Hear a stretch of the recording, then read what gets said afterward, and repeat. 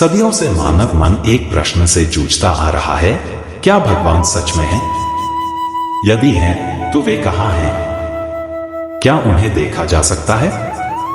ऐसे प्रश्न आस्था और तर्क के बीच की खाई को दर्शाते हैं। कई लोग तर्कों पर विश्वास करते हैं, जबकि कुछ अनुभवों पर। भगवान का विषय भी इन्हीं दो धाराओं के बीच बहता है। एक दिन एक जिज्ञासु युवक अपने प्रश्नों के उत्तर खोजने के लिए एक प्रसिद्ध संत के पास पहुंचा। वह संत अपने शांत स्वभाव और गहन ज्ञान के लिए प्रसिद्ध थे। संत आश्रम में भक्तों को भक्ति, साधना और भगवान के प्रेम का महत्व समझा रहे थे। युवक ने संत के चरणों में प्रणाम किया, लेकिन उसके मन में सवालों की बाढ़ थी। उसने संत से कहा, महाराज, आप कहते हैं कि भगवान है। यदि वे सच में हैं, तो मुझे दिखाइए। मुझे भगवान क्यों नहीं दिखते? अगर वे हैं, तो क्या वे छिपे हुए हैं? संत ने युवक की आंखों में झांका। वह देख सकते थे कि यह व्यक्ति तर्क और प्रमाणों के सहारे उत्तर खोज रहा है। संत ने मुस्कुराते हुए उत्तर दिया, बेटा, भगवान को देखा जा सकता है, लेकिन उन्हें दिखाया नहीं जा सकता। यह एक अनुभूति है, एक आंतरिक यात्रा। युवक उनकी बातों से संतुष्ट नहीं हुआ। उसने झुंझलाकर कहा, मैं यह सब ज्ञान की बातें सुनने नहीं आया। अगर भगवान है तो उन्हें साबित कीजिए। मुझे दर्शन कराइए। संत ने युवक को शांत रहने के लिए कहा और बोले, बेटा, भगवान को देखना एक साधना है। उनके दर्शन पाने के लिए भक्ति और विश्वास चाहिए। यह कोई बाहरी वस्तु नहीं जिसे हाथ में पकड़कर दिखाया जा सके। लेकिन युवक तर्कों से हार मानने को तैयार नहीं था।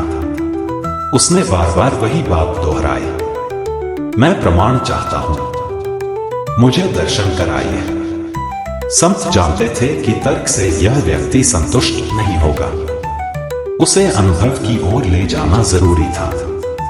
उन्होंने युवक को शांत करने की कोशिश की, लेकिन वह अड़ा रहा। संत ने युवक को समझाने के लिए एक युक्ति सोची। आश्रम के प्रांगण में एक पत्थर पड़ा हुआ था। संत ने उस पत्थर को उठाया और उसे जोर से युवक के पैर पर मारा। पत्थर लगते ही युवक चीख पड़ा, अरे महाराज, यह आपने क्या किया? मेरा पैर दर्द से फट रहा है। इतनी जोर से क्यों मारा? संत मुस्कुराए और शांति से बोले, दर्द हो रहा है? अच्छा, तो जरा मुझे दिखा कि तेरा दर्द कहाँ है। मुझे अपने दर्द को छूकर दिखा। युवक हैरान रह गया। वह पैर पकड़कर बैठ गया, लेकिन संत के प्रश्न का उत्तर नहीं दे सका। महाराज, दर्द को महसूस किया जा सकता है, उसे दिखाया नहीं जा सकता। संत ने उसी क्षण मुस्कुराकर उत्तर दिया, बस बेटा, यही बात भगवान के बारे में भी है। उन्हें देखा जा सकता है, अनुभव किया जा सकता है, पर दिखाया नहीं जा सकता। युवक के चेहरे पर एक नई समझ झलकने लगी। उसने अनुभव और दर्शन के बीच के अंतर को महसूस किया। संत ने आगे कहा, जिस तरह तू अपने दर्द को महसूस कर सकता है, वैसे ही भक्त अपने अनुभव में भगवान को देख सकता है। यह अनुभूति का विषय है, प्रमाण का नहीं।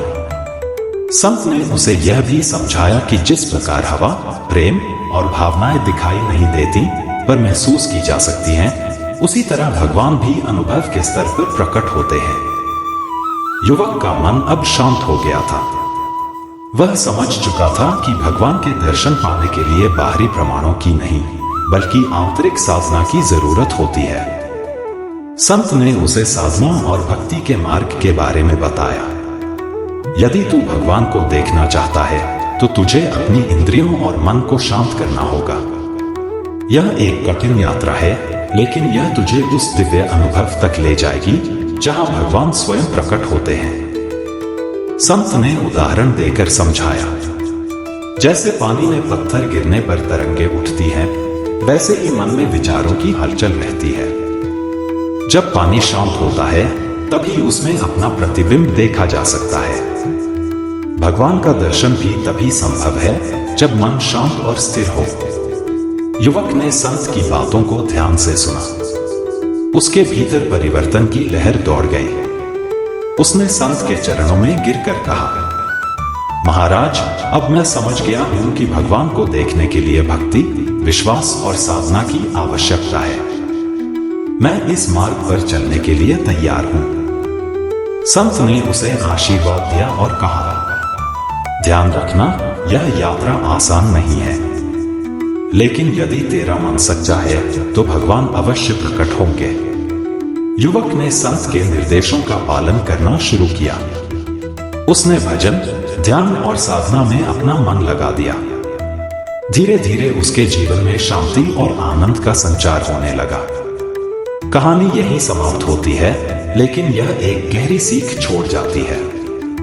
भगवान को प्रमाण के रूप में नहीं देखा जा सकता, बल्कि उन्हें अनुभव किया जा सकता है। यह कहानी यह भी बताती है कि आत्मा की शुद्धि, विश्वास और भक्ति से ही भगवान तक पहुंचा जा सकता है। जब मन निर्मल और स्थिर हो जाता है, तब परमात्मा स्वयं प्रकट होते हैं। इस कहानी का सार यह है कि भगवान को देखने के लिए आंखों की नहीं, बल्कि हृदय की आवश्यकता होती है।